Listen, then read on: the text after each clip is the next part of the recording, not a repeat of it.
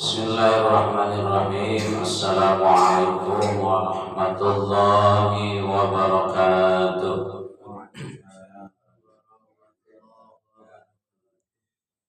Innal hamdalillah nahmaduhu wa nasta'inuhu wa nastaghfiruh wa na'udzu billahi min syururi anfusina wa min sayyiati a'malina. Man yahdihillahu fala mudilla lahu wa man yudlilhu fala hadiyalah.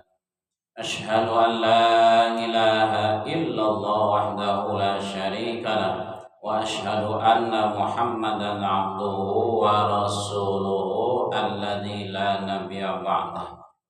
Allahumma shalli wa sallim ala sayyidina Muhammad wa ala alihi wa ashabihi wa ma tabi'ahum bi ihsanin ila yaumiddin, amma ba'du. Faya ibadallah, usikum wa nafsi bittaqwallah, faqad fazal muttaqun. Faqala Allah ta'ala fi kitabil karim wa huwa asdaqul qailin. A'udzu billahi minasy syaithanir rajim. Bismillahirrahmanirrahim. Ya ayyuhalladzina amanu taqullaha haqqa tuqatihi wa la tamutunna illa wa antum muslimun.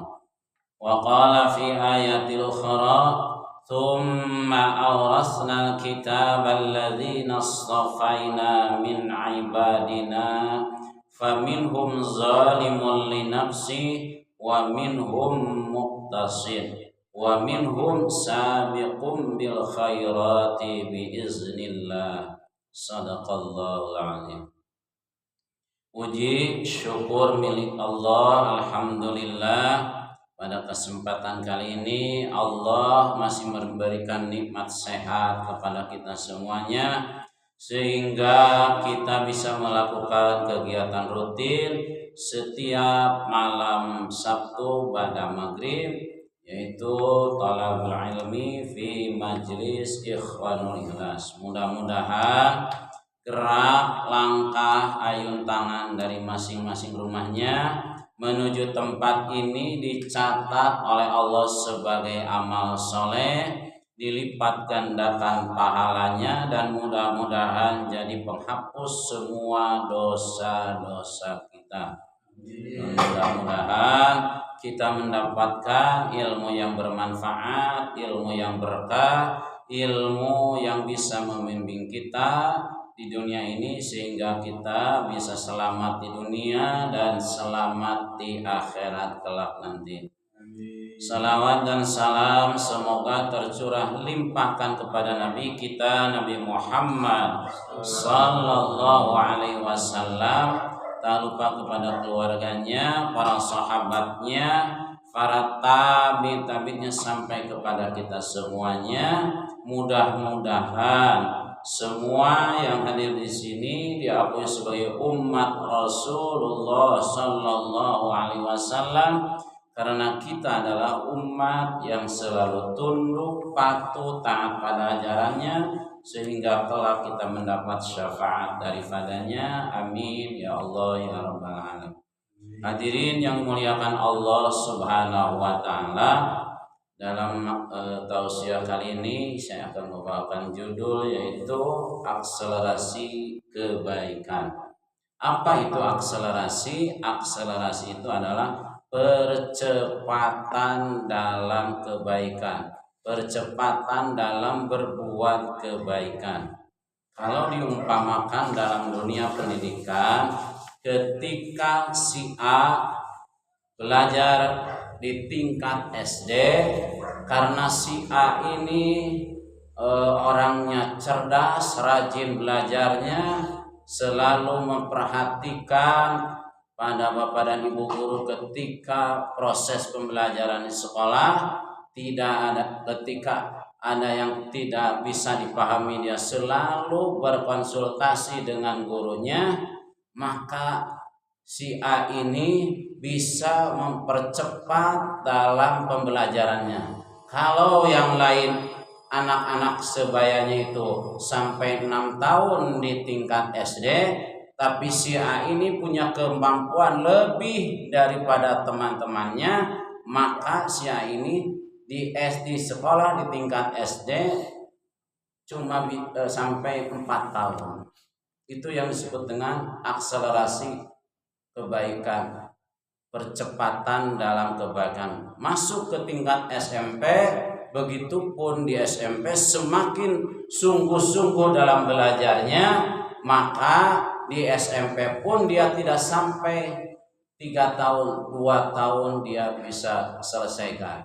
Masuk ke tingkat SMA lebih hebat lagi, dia lebih keras lagi belajarnya, lebih sungguh-sungguh lagi belajarnya, maka sama di tingkat SMA pun si A ini bisa menyelesaikan pembelajaran dalam waktu yang singkat, beda dengan teman-teman yang lainnya hanya sampai 2 tahun udah beres. Itu salah satu contoh dalam bidang pendidikan, yaitu percepatan dalam kebaikan.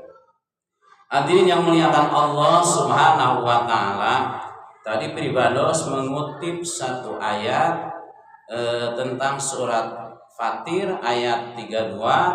Wallahu a'lam bimuradi. Manusia ketika Allah Subhanahu wa taala menurunkan Al-Qur'an kepada hamba-hambanya yang terpilih, maka manusia tergolong ke dalam 3 golongan. Sebagaimana Allah Subhanahu wa taala berfirman, "Tsumma awrasnal kitabal ladzina astafaina min ibadina faminhum zalimun linafsi." Kemudian kitab suci itu kami wariskan kepada orang-orang yang kami pilih di antara hamba-hamba kami, lalu di antara mereka ada yang zalim terhadap dirinya. Yang pertama adalah yang zalim terhadap dirinya. Seperti apa yang zalim terhadap dirinya? Ketika Al-Quran diturunkan kepada hamba yang terpilih itu, ada yang zalim terhadap dirinya. Maksudnya adalah dia hanya mengerjakan pekerjaan malas dalam melaksanakan ibadahnya. Sholat 5 waktu tidak dikerjakan, puasa di bulan Ramadan tidak dikerjakan, ibadah haji tidak dikerjakan, padahal hartanya melimpah di mana-mana. Artinya apa? Dia tidak mau mengamalkan perintah Allah Subhanahu wa taala. Itu yang disebut dengan faminhum zalimul linafsi. Ada di antara mereka itu zalim terhadap dirinya sendiri. Yang kedua adalah wa minhum muqtasid, yaitu orang yang golongan yang ada dalam pertengahan. Maksudnya adalah dia mengamalkan ajaran Islam hanya sewajarnya saja. Maksudnya adalah yang dikerjakan itu hanya yang wajib-wajibnya saja. Kalau sholat 5 waktu dikerjakan, sunatnya enggak mau, rawatibnya tidak mau. Padahal kata Allah Subhanahu wa taala di dalam Al-Qur'an sebutkan, qul in kuntum tuhibbunallaha fattabi'uni yuhibbukumullah wa yaghfir lakum dzunubakum. Katakan oleh Muhammad, jika kamu sekalian ingin dicintai oleh Allah, fattabi'uni, maka ikutilah aku. Maksud ikutilah aku maksudnya adalah ikuti Nabi Muhammad sallallahu alaihi wasallam. Kalau Nabi Muhammad sallallahu alaihi wasallam beres melaksanakan sholat 5 waktu atau sholat yang fardu, kemudian beliau melakukan sholat sunat rawatib, maka kita pun harus mengikuti kepada beliau.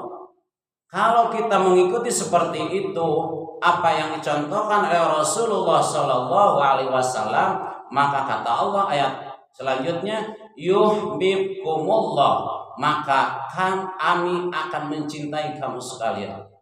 Bukan hanya dicintai oleh Allah Subhanahu wa taala, wa yaghfir lakum dzunubakum, dan kami akan ampuni semua dosa-dosanya. Setelah diampuni dosanya, maka kami masukkan kamu sekalian ke dalam surga di mana di bawah surga itu mengalir sungai-sungai yang penuh dengan kenikmatan. Hadirin yang muliakan Allah Subhanahu wa taala, tipe yang kedua ini adalah mengerjakan perintah Allah hanya sewajarnya saja. Kadang sholat duhur jam 14 baru dikerjakan. Jadi mengerjakan kewajiban dari Allah itu tidak sungguh-sungguh. Begitupun melaksanakan saum yang Ramadan saja, sunatnya enggak mau. Hadirin yang muliakan Allah Subhanahu wa taala. Dan yang ketiga adalah wa minhum sabiqum bil khairati bi idznillah, yaitu orang-orang yang selalu berlomba-lomba dalam melakukan amal kebajikan. Jadi yang dikerjakannya itu bukan hanya yang wajib saja, yang sunnah pun dia selalu kerjakan. Ditambah amalan-amalan lagi. Malamnya sholat malam atau sholat tahajud, siangnya paginya ada sholat duha, diikutin sholat duha. Kemudian tilawah Al-Qur'annya dikerjakan. Jadi dia selalu berlomba-lomba dalam berbuat amal kebajikan. Ada pengajian selalu dia datang, istiqomah dalam melakukan amal kebajikan. Hadirin yang muliakan Allah Subhanahu wa taala, di ayat yang lain disebutkan bahwa bagaimana langkahnya supaya kita bisa melakukan akselerasi dalam kebaikan, percepatan dalam kebaikan. Maka yang pertama adalah sadari bahwa kita itu punya keterbatasan waktu. Jangan pernah kita suka menangguhkan berbuat amal kebajikan. Oke, dah bakal ayat di pengajian mah. Besok juga misalkan salat maghrib pada ayat deui. Padahal di dalam ayat yang lain Allah berfirman, wa ma tadri nafsun maza taksibu ghadan. Manusia tidak ada yang tahu apa yang akan terjadi di hari esok. Jangankan di hari esok, kita beres pengajian malam ini, tidak ada yang tahu apa yang akan dikerjakan oleh kita. Walaupun kita punya rencana A, B, C, kadang rencana itu suka meleset dengan yang direncanakan. Hasilnya itu dengan yang direncanakan. Wa mata di nafsun bi ayin aradin tamut, kata Allah. Manusia itu tidak ada yang tahu kapan dan di mana dan apa penyebabnya kita meninggal dunia. Itu artinya ayat ini menggambarkan kepada kita jangan suka menangguh-nangguh berbuat amal kebajikan. Kalau malam ini ada rencana habis sholat isya misalnya, aku mau tilawah Al-Quran, lakukan pada waktu itu. Jangan ditangguhkan lagi, besok ya ayat dulu, besok ya ada. Jangan mengatakan seperti itu. Bahkan di ayat yang lain Allah berfirman, wa anfiqu mimma razaqnakum min qabli ayyatiya ahadakumul maut, kata Allah, berinfaklah kamu sekalian, beramallah kamu sekalian, min qabli ayyatiya ahadakumul mimma razaqnakum, dari sebagian harta yang telah aku berikan kepada kamu sekalian, min qabli ayyatiya ahadakumul maut, sebelum datang kepada salah satu di antara kamu sekalian adalah kematian. Orang yang suka menunda-nunda berbuat amal kebajikan, ketika sakaratul maut dia akan menyesal. Maka digambarkan oleh Allah dalam Al-Quran ayat selanjutnya, laula akhartani ila ajalin qarib, ya Allah berikan aku penangguhan sebentar saja. Ila ajalin qarib itu adalah waktu, satuan waktu yang terkecil, yaitu detik. Minta sedetik saja, minta dikembalikan ke dunia. Mau apa kata Allah? Fa'asaddaqa, aku akan sedekah. Wa aku minas sholihin, dan aku akan menjadi orang yang soleh. Aku akan menjadi orang yang taat beribadah kepada Allah. Aku akan seperti si fulan, setiap dengar adzan dia selalu datang ke masjid melakukan sholat 5 waktu. Hadirin yang muliakan Allah Subhanahu wa taala. Apa jawaban dari Allah Subhanahu wa taala? Wa la yu'akhirallahu nafsan idza jaa ajaluha. Dan tidak akan pernah aku tangguhkan sedikit pun apabila ajal telah tiba. Belum ada cerita orang yang sedang sakaratul maut maka dia hidup kembali, belum ada.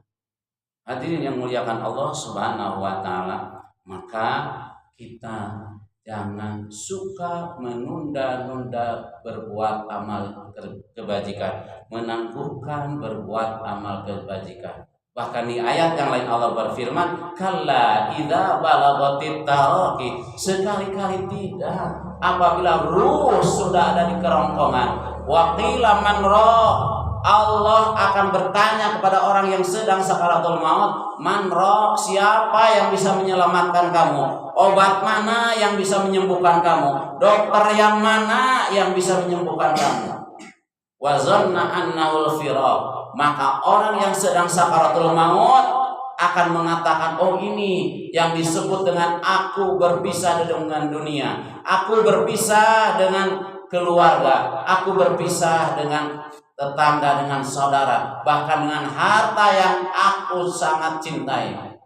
Wal taffatus saqu bisaqi. Maka pada waktu itu betis kanan dan betis kiri saling bersahutan. Artinya apa? Dia sedang merasakan sakitnya sakaratul maut. Ila rabbika yauma idzinil masaq. Maka pada waktu itu manusia digiring, dihalau kepada Allah Subhanahu wa taala. Hadirin yang muliakan Allah Subhanahu wa taala, bahkan di ayat yang lain Allah berfirman, di situ disebutkan bahwa ada di antara mereka itu melakukan penyesalan ketika oleh Allah Subhanahu wa taala diambil nyawanya. Apa kata mereka? Mengatakan, la'alli a'mala sholihan kalla taraktu. Ya Allah, aku kembalikan ke dunia sebentar saja. La'alli a'mala sholihan kalla taraktu. Aku akan melakukan amal kebajikan yang pernah aku tinggalkan ketika aku di dunia. Hadirin yang muliakan Allah Subhanahu wa taala, maka dijawab oleh Allah, innaha kalimatun huwa qailuha. Itu mah hanya omongan yang sia-sia, omongan yang penyesalan yang tidak ada manfaatnya. Kenapa? Karena tidak akan dikabulkan oleh Allah Subhanahu wa taala. Maka ujung ayat itu, wa mi waraihim barzahun ila yaumil yub'atsun, kata Allah. Di depan kamu sekalian ada alam barzah sampai kamu sekalian nanti dibangkitkan oleh Allah Subhanahu wa taala. Jadi semua saudara kita yang sudah meninggal dunia, mereka sekarang sudah ada di alam barzah. Hadirin yang muliakan Allah Subhanahu wa taala, maka oleh karena itu kita jangan suka menangguhkan berbuat amal kebajikan. Hadirin yang muliakan Allah Subhanahu wa taala, maka Allah berfirman di ayat yang lain di Az-Zumar ayat 42, Allahu yatawaffal anfusa hina mautiha. Allah menggenggam nyawa manusia pada saat kematiannya. Wallati lam tamut fi manamiha, dan yang belum mati ketika dia sedang tidur. Jadi orang yang sudah ditentukan kematiannya dan orang yang belum ditentukan kematian ketika tidur, dua-duanya oleh Allah digenggam nyawanya atau ruhnya. Wa yumsikul lati qada 'alaiha wa yursilul ukhra ila ajalin musamma. Allah menahan nyawa yang telah dia tetapkan kematiannya dan Allah melepaskan nyawa yang lain sampai waktu yang telah ditentukan. Maksudnya adalah orang yang sudah ditentukan kematiannya Allah lepaskan, Allah tahan, dan orang yang belum ditentukan kematiannya yaitu orang yang sedang tidur tadi, maka dilepaskan lagi ruhnya itu. Jadi ketika kita sedang tidur itu kita sama dengan menurut Allah kita sedang mati, tapi yang disebut dengan matinya itu miniaturnya mati. Jadi miniaturnya mati itu lihat aja orang yang sedang tidur menurut ayat ini. Dan orang yang sedang tidur itu oleh Allah dilepaskan lagi nyawanya ila ajalin musamma, sampai waktu yang telah ditentukan. Inna fi dzalika laayatil liqaumin yatafakkarun. Demikianlah itu benar-benar terdapat bukti-bukti kekuasaan Allah bagi siapa? Bagi kaum yang berpikir. Hadirin yang muliakan Allah Subhanahu wa taala. Yang kedua adalah kita pahami bahwa hidup itu adalah ujian dari Allah Subhanahu wa taala. Salah satu Allah menciptakan manusia untuk diuji. Dan ingat, kadang ujian dalam kehidupan itu kadang tidak adil. Maksudnya tidak adil itu gimana? Ketika ada seseorang yang pola makannya itu sangat teratur sekali, olahraganya teratur sekali, tidurnya teratur sekali, punten, bahkan tidak pernah merokok, tapi oleh dokter divonis dia punya kanker paru-paru. Anda seperti itu artinya apa? Kadang ujian di dunia itu tidak adil. Hadirin yang muliakan Allah Subhanahu wa taala, sebagaimana Allah Subhanahu wa taala berfirman di dalam surat Al-Ankabut ayat 2 dan 3, ahasiban nasu ayyusraku ayyaqulu amanna wa hum la yuftanun. Apakah manusia mengira bahwa mereka akan dibiarkan hanya dengan berkata kami telah beriman, sedangkan mereka tidak diuji? Artinya apa? Mereka, setiap orang yang mengatakan beriman kepada Allah, maka siap-siap akan mendapatkan ujian dari Allah Subhanahu wa taala. Ketika beres ujian A, maka akan datang ujian B. Beres ujian B, datang lagi ujian C. Beres ujian C, datang lagi ujian D. Terus akan saling berganti terus. Kenapa? Karena salah satu kita diciptakan oleh Allah Subhanahu wa taala adalah untuk diuji. Hadirin yang muliakan Allah Subhanahu wa taala, maka Allah berfirman di ayat yang lain, kullu nafsin za'iqatul maut. Setiap yang bernyawa pasti akan merasakan sakitnya sakaratul maut. Sebelum mereka meninggal dunia atau kita meninggal dunia, wa nabluukum bisyarri wal khairi fitnah. Maka kata Allah, kami akan uji kamu sekalian bisyarri, dengan sesuatu yang tidak mengenakan. Kadang anak hese disuruh sholat, kadang anak hese disuruh belajar, kadang pasangan hidup bikin rudet di rumah, atau misalkan punya tetangga kadang bikin rudet. Itu teh ujian, tapi ujiannya dalam keburukan. Wal khairi, dan ujian dalam kebaikan. Dalam ujian dalam kebaikan mah sesuatu yang selalu mengenakan untuk diri kita. Harta selalu melimpah, segala urusan selalu dilancarkan oleh Allah Subhanahu wa taala. Ekonomi lancar. Pokoknya mah semuanya serba indah di rumahnya itu. Itu pun sama ujian, tapi ujiannya dalam kebaikan. Dulu ketika Pak Ajit belum belajar, yang ingat dalam memori teh ujian teh ketika puntennya sejak kecil memang prihatin. Kadang mereka berangkat ke sekolah teh can sarapan tergaduh ya. Oh ya Allah, tapi diujinya mah teu boga sangu-sangu acan. Kadang puntennya sesuatu namanya rumah tangga kan sok ningali si bapak jeung si emak teh anan pasea wae. Mungkin itu teh ujian dalam keburukan. Makanya puntennya kita sebagai orang tua kalau bisa, kalau mau bertengkar dengan atau berselisih paham dengan pasangan, kalau bisa jangan sampai ada anak kita. Kenapa? Khawatir si anaknya itu malah mencontoh dalam keburukannya.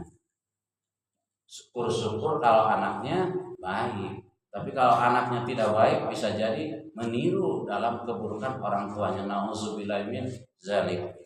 Maka ayat selanjutnya adalah wa ilaina turja'un, dan semuanya akan kembali kepada Allah Subhanahu wa taala. Hadirin yang muliakan Allah Subhanahu wa taala, karena semua yang diuji oleh Allah Subhanahu wa taala itu akan kembali kepada Allah, maka kita harus pandai-pandai cara menyikapinya.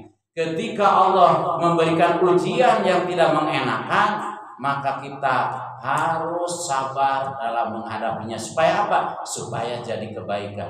Ketika Allah memberikan ujian yang sangat mengenakan untuk diri kita, maka kita harus pandai cara menyikapinya dengan cara kita harus banyak bersyukur kepada Allah Subhanahu wa taala. Dua-duanya akan jadi kebaikan kalau pandai cara menyikapinya. Kenapa? Karena wa ilaina turja'un, dua-duanya akan kembali kepada Allah Subhanahu wa taala.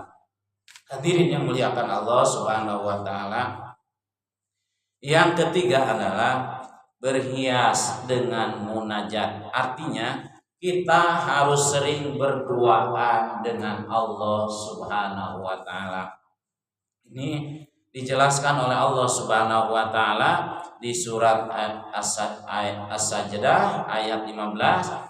Innama yu'minu bi ayatina alladzina idza dzukiru biha kharru sujada wa sabbahu bihamdi rabbihim wa hum la yastakbirun. Tatajafa junubuhum 'anil madaji'i yad'una rabbahum khaufan wa tama'an wa mimma razaqnahum yunfikun. Sesungguhnya orang-orang yang beriman dengan ayat-ayat kami hanyalah orang-orang yang apabila diperingatkan dengan ayat-ayat kami, mereka menyungkur dalam keadaan sujud dan bertasbih serta memuji Tuhannya, dan mereka pun tidak menyombongkan diri. Lambung mereka atau tubuh mereka jauh dari tempat tidur, maksudnya adalah dia sering bangun malam, artinya melaksanakan sholat malam, seraya berdoa kepada Tuhannya dengan rasa takut akan siksaan Allah Subhanahu wa taala, dan penuh harap, artinya dia ingin mendapatkan rahmatnya dari Allah Subhanahu wa taala, dan mereka menginfakkan sebagian dari rezeki yang kami anugerahkan kepada mereka.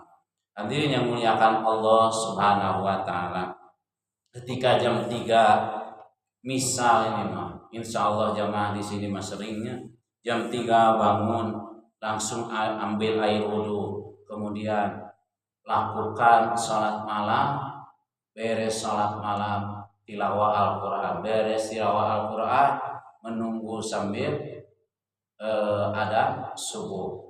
Kata Rasulullah Shallallahu Alaihi Wasallam, orang yang selalu seperti itu tiap sepertiga malamnya, maka khonasa syaitan, setan itu putus asa kepada orang tersebut. Makanya bagaimana caranya supaya setan itu putus asa pada diri kita? Maka kita harus sering-sering melakukan amal-amal yang terbaik. Supaya apa? Supaya setan putus asa terhadap kita. Hadirin yang muliakan Allah Subhanahu wa taala, di ayat yang lain di surat Al-Isra Allah berfirman, wa minal laili fatahajjad bihi nafilatan lak, dan dari sebagian malam salat tahajudlah kamu nafilatan laka, sebagai sholat sunat tambahan untukmu. Asa ayyab'asaka rabbuka maqaman mahmuda. Kalau kita rajin melakukan sholat malam, sholat tahajud, maka Allah mendoakan kita. Apa kata Allah? Mudah-mudahan kamu sekalian mendapatkan tempat yang terpuji. Apa itu tempat yang terpuji? Yaitu surga dari Allah Subhanahu wa taala. Hadirin yang muliakan Allah Subhanahu wa taala, ayat ini menurut sebagian ahli tafsir bahwa ketika kita atau seseorang disolatkan ketika meninggal dunia, maka ketika si jamaah itu yang menyolatkan mengucapkan doa di situ, Allahumma ighfir lahu warhamhu wa'afi wa'fu anhu wa akrim nuzulahu. Maka muliakanlah si mayit ini. Doa itu akan connect, akan nyambung kalau yang didoakan itu atau si mayit itu dia rajin melakukan amal-amal yang terbaik. Jadi langsung connect. Kata sebagian ahli tafsir, artinya apa? Salah satunya adalah dia rajin melakukan sholat malam. Bukan hanya sholat malam saja, amal-amal yang terbaik yang lainnya. Jadi kalau kita mendoakan orang-orang yang meninggal dunia ketika menyolatkan, itu si doa itu akan connect, akan nyambung langsung. Kalau orang yang kita sholatkan itu dia orang yang taat pada Allah Subhanahu wa Ta'ala. Mudah-mudahan tetangga kita, saudara kita seperti itu. Maka ketika kita menyolatkan itu, wa akrim nuzulahu, ya Allah berikan tempat yang mulia di sisimu, maka itu nyambung dengan orang tersebut pahalanya dari doa para jamaah tersebut. Hadirin yang muliakan Allah Subhanahu wa Ta'ala.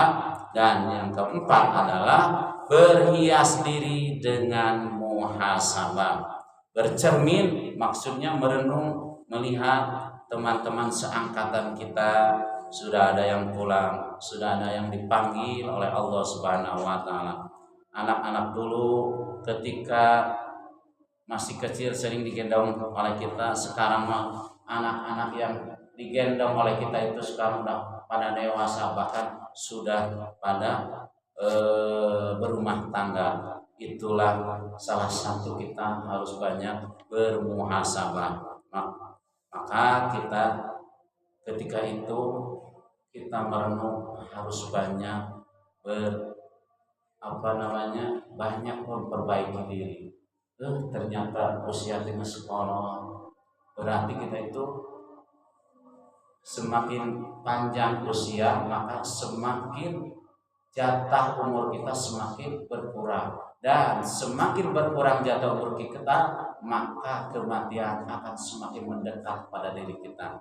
Maka Allah Subhanahu wa Ta'ala berfirman, ya ayyuhalladzina amanu taqullaha, wahai orang yang beriman, ittaqullaha, bertakwalah kepada Allah, wal tanzur nafsum ma qaddamas lighad, hendaklah kamu sekalian memperhatikan apa yang sudah kalian perbuat untuk hari esok. Hari esok bisa bermakna hari akhirat.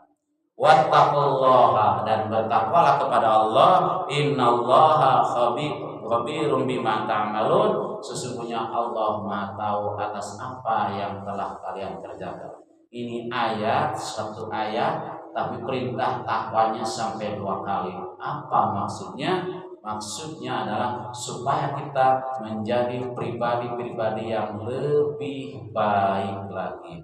Hadirin yang dimuliakan Allah Subhanahu wa Ta'ala, karena waktunya sudah adzan Isya, cukupkan sampai di sini. Mudah-mudahan ada guna manfaatnya. Mudah-mudahan kita termasuk orang yang akselerasi dalam kebaikan, percepatan dalam kebaikan, tidak suka menanggung-nanggungkan berbuat amal kebajikan, sehingga kita nanti ketika dipanggil oleh Allah Subhanahu wa Ta'ala kita sedang melakukan amal-amal yang terbaik, sehingga kita wafat dalam keadaan husnul khatimah. Amin ya Allah ya rabbal alamin. Terima kasih, mohon maaf atas segala kekurangan. Aqulu qouli hadza astaghfirullah li wa lakum, subhanakallahumma wa bihamdika asyhadu an la ilaha illa anta astaghfiruka wa atubu ilaik. Assalamualaikum warahmatullahi wabarakatuh.